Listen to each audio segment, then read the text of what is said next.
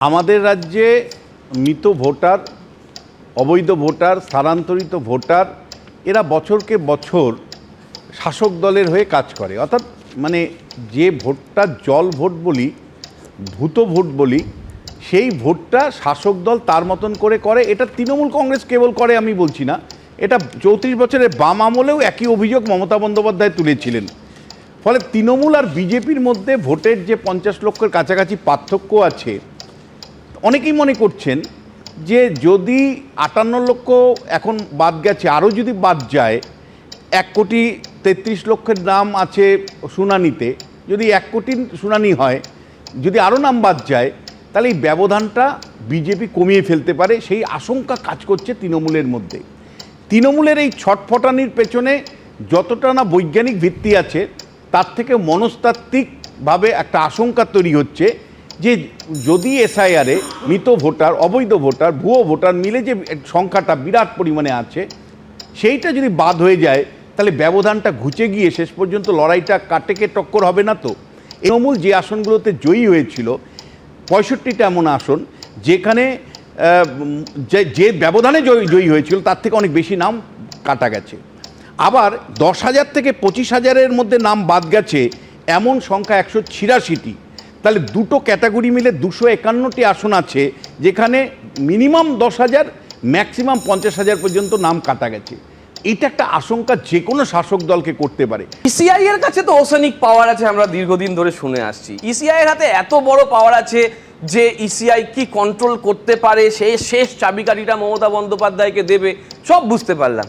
তাহলে দাদা 2021 সালে বা 24 সালে যে ভোটটা হয়েছিল, যে ইলেকটোরাল রোলের মাধ্যমে হয়েছিল, সেটাও তো ইসিআই এর চাবির মাধ্যমেই হয়েছিল।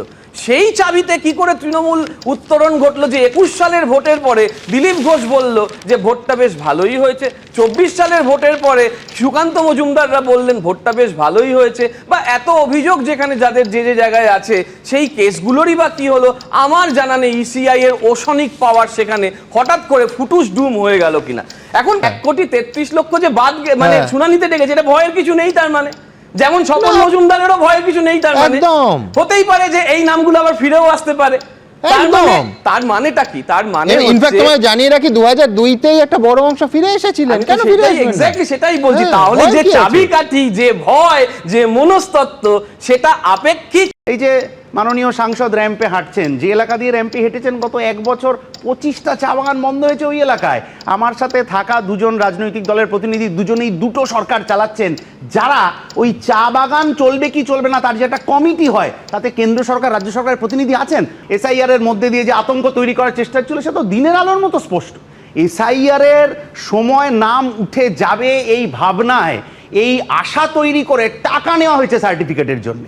মানে আমার নাম ভোটার তালিকায় থাকবে কি থাকবে না, আমি নাগরিক হব কি হব না, তার জন্য টাকা নেওয়া হয়েছে একটি সংগঠনের পক্ষ থেকে যে সার্টিফিকেট দেওয়া হবে।